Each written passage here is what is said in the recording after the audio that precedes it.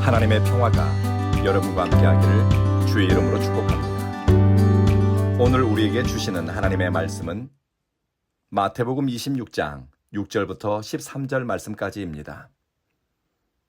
사람의 마음이 자라고 넓어지는 지점은 움켜쥐었던 손을 펴는 선택에서부터 시작됩니다. 인간 영혼이 성장할수록 하나님께 무엇을 받아낼까? 이것을 고민하고 구하는 것이 아니라 하나님께 어떤 방식으로 나 자신을 올려드릴 수 있을까? 이것을 생각하게 됩니다. 여기서의 드림과 헌신은 계산되지 않은 드림입니다.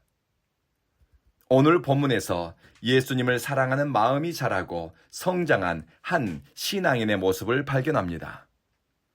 그리스도와 깊은 사랑의 연합 가운데 있는 사람의 마음 씀씀이가 어떻게 표현되고 삶으로 고백되는가? 우리가 닮아가고 또 뜻을 두어야 할 모습입니다. 한 여인이 식사하고 있는 예수님께 다가와 매우 귀한 향유 옥합을 깨뜨려 예수님의 머리에 향유를 부어드렸습니다. 이것이 얼마나 값비싼 향유인지 너무나 잘 알고 있었던 제자들은 깜짝 놀랐습니다. 어떤 사람은 무슨 의도로 이것을 허비하느냐, 비싼 값에 팔아 가난한 자들에게 줄 수 있었다며 여인에게 분노하는 사람도 있었습니다. 제자들만 이 향유가 비싸다는 것을 알고 있었을까요? 아니요, 여인도 잘 알고 있었습니다. 그것이 얼마짜리인지 누구보다 그 값어치를 잘 알고 있었습니다. 그리고 가난한 사람을 돕는 일이 선하고 좋다는 것도 여인은 물론 알고 있었습니다. 다만 여인은 경제적 가치를 계산하는 것보다 주님을 사랑하는 마음을 쫓아 선택했습니다. 주님을 가장 높여드리고 자신이 할 수 있는 최고의 방법으로 우리 주님을 존귀하게 해드리고 싶었습니다.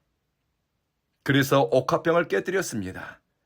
아낌없이 향유를 예수님을 위해 부어드렸습니다. 이것을 거룩한 낭비라고 신학자들은 말합니다. 사람 보기에 여인의 선택과 행동이 낭비처럼 보이지만 우리 주님은 그것을 낭비라고 말하지 않습니다. 주님은 여인의 선택과 사랑의 행위를 기쁘게 받으셨고 그것은 죽음을 앞둔 예수님에게 최고의 위로였고 격려였고 응원이었습니다. 예수님을 사랑하는 마음이 동기가 되고 예수님을 사랑하기 위해 선택한 행위는 주님께 기억되니 예수님은 이렇게 말씀하셨습니다. 그녀가 내게 좋은 일을 하였다. 가난한 자들은 너희와 함께하지만 나는 항상 너희와 함께 있지 않을 것이다. 세상 어디서든지 복음이 전파되는 곳에 이 여인이 한 일도 전해지고 그를 기억할 것이다. 우리는 사랑의 한계를 정하는 것에 익숙합니다. 사랑에도 가격표를 매기려고 합니다. 어떤 영성가는 사랑의 척도는 사랑의 한계를 두지 않는 것이다 라고 말했습니다.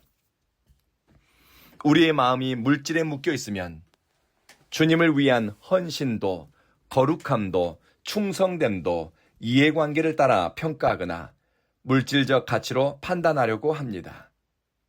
하지만 주님이 보시는 것은 사랑을 따라 너는 선택했는가? 너는 사랑을 이루기 위해 움직였는가? 너의 동기와 행위가 예수 그리스도를 향한 사랑에서 나왔는가? 이것을 보십니다. 죽음을 앞둔 예수님을 위해 옥합을 깨뜨린 여인은 소중한 것을 내려놓음으로 자신의 삶과 선택이 예수님께 기억되었습니다. 사람들의 시선이 아니라 주님만 바라봄으로 머뭇거리는 마음, 자신의 체면, 미래에 대한 계산을 내려놓고 용기를 내어 선택할 수 있었습니다. 주님을 사랑하는 일 때문에, 주님께 사랑의 표현, 믿음의 고백을 하는 일 때문에 누군가에게 비난의 말을 듣는다고 해서 그것 때문에 자존심 상해하거나 혈기를 내지 않습니다. 사람들은 값어치를 따질 때 여인은 사랑해야 할 대상이 누구인가 이것을 주목했습니다. 우리의 헌신과 우리의 열심과 우리의 드림의 중심에 누가 있는가? 예수 그리스도를 바라보고 예수 그리스도를 중심으로 한다면 우리는 상황과 조건, 사람들의 평가와 말에 의해서 시험에 빠지지 않습니다. 하나님의 자녀에게 궁극적 목적은 주님을 영화롭게 하며 내 구주 예수를 더욱 사랑하는 일입니다. 우리가 사는 시대는 인풋과 아웃풋을 계산하고 수치와 그래프로 사랑의 깊이와 넓이가 분석되는 시대입니다. 효용성이 선택의 기준이 되고 결과가 판단의 원리로 작동하기도 합니다. 우리는 계산하는 사람들과 사랑하는 사람들의 경계 속에서 살아가고 있습니다. 우리는 계산하는 사람이기도 하면서 또한 예수 사랑을 위해 선택할 수 있는 사람이기도 합니다.